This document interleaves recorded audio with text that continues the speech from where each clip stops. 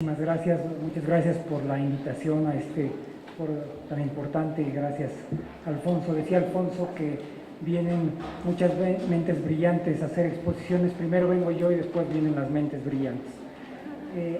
Déjenme compartir con ustedes algunas ideas y primero apuntar por qué me parece que este foro es de vital importancia. Cuando nosotros hablamos de temas de finanzas públicas, es muy tentador hablar de los temas de gasto público, de saber hacia dónde van los recursos, hacia la educación, hacia el agua, etc. Hay tantas necesidades en el país que es lo primero que viene a la mente. Lo que es más difícil es preguntarse de dónde vienen esos recursos. Y no solamente es más difícil, sino que es políticamente complejo. Cobrar impuestos no hace popular a nadie, y se ganan votos repartiendo recursos, pero se pierden votos cobrándolos. En ese sentido, primero me parece muy valioso y muy valeroso este foro, porque esta es una tarea que tenemos que todos enfrentar de manera conjunta. Voy a dividir mi presentación en tres partes. La primera tiene que ver un poquito con el diagnóstico de cómo estamos y cuáles son las fortalezas y retos de las finanzas públicas, en particular en materia de recaudación. La segunda, cuáles son las implicaciones que esto tiene para las finanzas públicas locales, que es el objeto de este foro. Y la tercera, qué son algunas de las cosas que podemos hacer. Déjenme empezar entonces con el primero tema. Hay una serie de retos muy claros que tiene nuestro país. Los dos más importantes, y uno de ellos tiene graves implicaciones para las finanzas públicas, son la falta de crecimiento y la desigualdad en el país. Déjenme poner números a ellos. Entre 1993 y el 2017, nuestro país ha venido creciendo a tasas reales promedios anuales de 2.4%. En el mismo periodo, la tasa de crecimiento de la población ha sido de alrededor del 1.5%. De tal forma que la tasa de crecimiento per cápita del PIB ha sido de alrededor del 1%.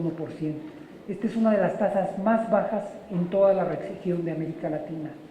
En el mismo periodo, siendo México en esas épocas un país líder en América Latina, hay países como Uruguay y Chile que han alcanzado y han aumentado los niveles de crecimiento de México de manera importante.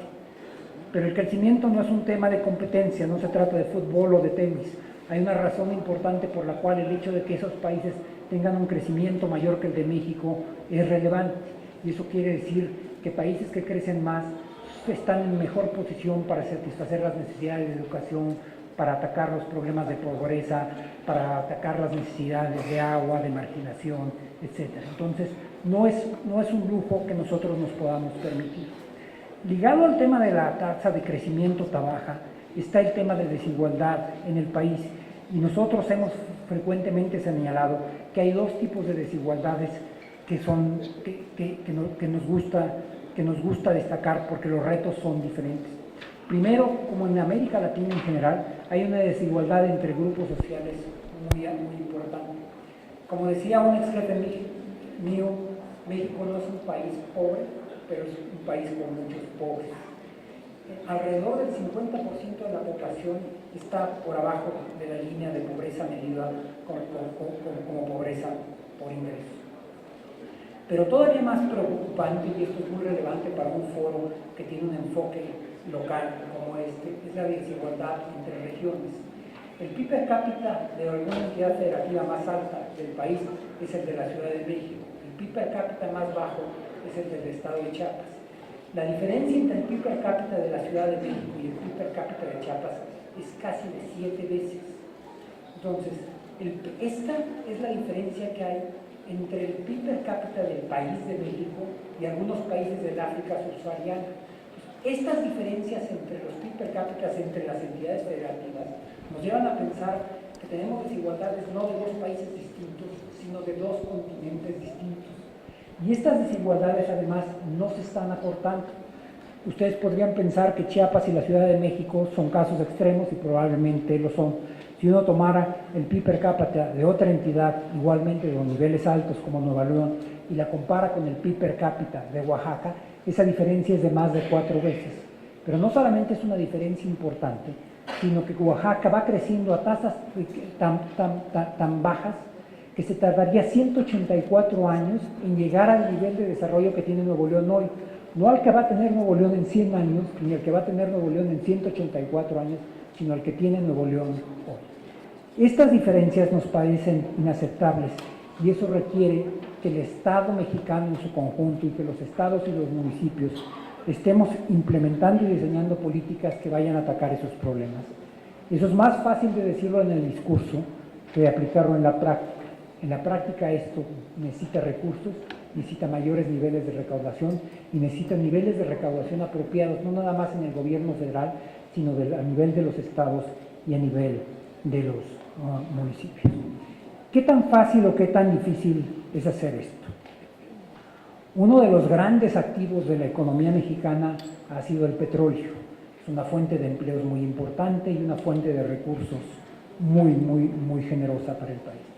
Desafortunadamente, nuestros problemas de recaudación durante mucho tiempo estuvieron ocultos por los recursos petroleros. Es decir, México era un país que se podía dar el lujo de recaudar poco porque lo compensábamos con los ingresos petroleros. En la medida en que los ingresos petroleros han venido cayendo, esto ha destapado este problema que estaba oculto. Déjenme darles algunos números. En primer lugar, nosotros recaudamos muy poco y recaudamos solamente el 13% del PIB. Todavía hoy, alrededor del 4% del PIB viene de ingresos petroleros y esta cifra era muchísimo más alta antes que ahora. ¿Por qué ha venido disminuyendo? No hemos podido invertir en el sector petrolero y esto se ha traducido, es que la plataforma de producción de Pemex ha caído de 3.4 millones de barriles por día en el 2004 a 2.4 millones de barriles por día en el 2012 a solamente 1.8 millones de barriles por día a finales del 2018. Es decir, prácticamente ha habido una reducción de la plataforma petrolera en la mitad. Al mismo tiempo, los precios del petróleo, como es natural en una materia prima tan compleja, tienen una volatilidad extraordinariamente alta. Hoy el precio de la mezcla mexicana debe estar en $59 por barril. Hace solamente un par de años estuvo en prácticamente $11, $100 por barril y en noviembre pasado estaba en $44 por barril, lo cual hace pensar que los ingresos petroleros no solamente vienen de cuánto estamos produciendo, sino de cuánto está el precio del barril. Y ante un precio que es tan alto, esto crea problemas en términos de la predictibilidad de los ingresos. Entonces, bienvenidos los ingresos petroleros, pero no podemos seguir dependiendo de ellos. ¿Qué podemos hacer entonces? No tenemos muchas opciones y me parece que uno de los primeros pasos que tiene que darse de manera muy clara para resolver este problema es hablar con transparencia y claridad de los retos y de lo que ellos nos esperan. Decía yo que solamente recaudamos el 13% del PIB. Déjenme poner esto en contexto. Algunos de los países que tienen servicios que provee el Estado de niveles muy importantes, como son los países nórdicos y los países de Europa continental como Francia, recaudan entre el 40 y tantos % del PIB.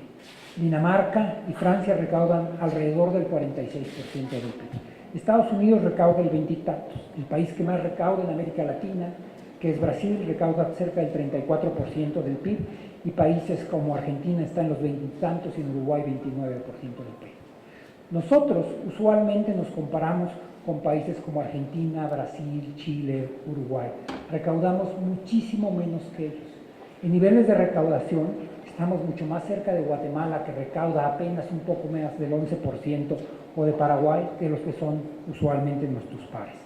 Y ese lujo nos lo pudimos dar, como decía antes, porque dependíamos de los ingresos petroleros, unos ingresos que ahora son cada vez menores. Entonces, no hay mucho espacio por ahí. Tampoco hay mucho espacio en materia de crédito. La deuda de nuestro país pasó de 28% del PIB en el 2008 a 49% del PIB en el 2016. Así es que lo que nos queda hacer en materia de crédito es ser muy responsable, empezar a tener una serie de superávits primarios, que nos permitan ir bajando esto. Bueno, entonces nos queda una agenda muy clara de cómo ir recaudando más y mejor. Déjenme darle una cifra que a ustedes, los diputados, que entre muchas de las responsabilidades importantes que tienen es la distribución del gasto, el que representara que nosotros hiciéramos una mejoría de los ingresos, no a los niveles de Dinamarca o de Francia, no a los niveles de Estados Unidos o de Uruguay, sino a los niveles de países de muchísimo menor desarrollo, como Nicaragua, que recauda el 16% del PIB. Si nosotros pensáramos que pudiéramos recaudar como Nicaragua, y eso es poner la barra relativamente baja, eso representaría 750 mil millones de pesos adicionales por año. Lo que se puede hacer en términos de educación, agua, gasto de inversión con eso, es impresionante. La tarea de ustedes sería muchísimo más fácil. ¿Qué es lo que estamos pensando hacer del lado del gobierno federal? Y solamente eso es parte de la tarea. Déjenme explicar de manera muy clara cuál es la estrategia que estamos pensando. Cuando un gobierno recauda, lo hace, esa es la combinación de dos cosas. ¿Cuál es la estructura tributaria, lo que nosotros llamamos la política tributaria? ¿Y qué tan eficiente es un gobierno en cobrar lo que se tiene autorizado? Eso es lo que llamamos la administración tributaria. Lo que el presidente ha ofrecido es que no va a cambiar durante los primeros 3 años de su administración, y yo siempre recuerdo que es la promesa solamente para los primeros 3 años de su administración. Lo que él, y voy a tratar de citarlo textualmente, ofrecido es no subir las tasas impositivas, lo cual quiere decir que para el tercer año de la administración nosotros tenemos que pensar cómo vamos a imaginarnos y a tener una estructura tributaria diferente. Esa estructura tributaria tendría que estar construida bajo 2 premisas claras. La primera es que tendríamos que recaudar más. Tenemos que pensar cómo lo vamos a rearmar nuestro tinglado impositivo para que podamos pensar más. Y la segunda que es muy importante, tiene que ser una estructura tributaria que mejore la equidad y disminuya la desigualdad en nuestro país. Déjenme para señalar esto, citar una serie de trabajos recientes, tanto de la OSD, el Banco Mundial, como el Fondo Monetario Internacional, que han ido apuntando en esta dirección. Y déjenme citarlo porque va a contrapelo de lo cual era la premisa tradicional o la premisa ortodoxa hasta hace poco tiempo. Hasta hace algunos años se pensaba que los temas sociales y desigualdad se tenían que atacar por el lado del gasto, y que el gasto iba a ser financiado por la parte del ingreso y de la recaudación. Es decir, un corolario de esta es que los temas de desigualdad no eran atacables por el lado de la política tributaria. En algunos estudios, muy notablemente por la economista argentina-mexicana Nora Lustig, se puso a estudiar los índices de desigualdad. La desigualdad se mide a través de su métrica más tradicional por una cosa que se llama el índice de Gini. El índice de Gini, mientras más alto, quiere decir que es un país más desigual. Y Nora Lustig y su equipo estudiaron el índice de Gini a través de 3 costes distintos. El primer coste es lo que llamaban el Gini de mercado, es decir, cuál sería la desigualdad de un país antes de que se cobraran impuestos y antes de que hubiera transferencias. El segundo corte que hicieron con el Gini era cuál era el Gini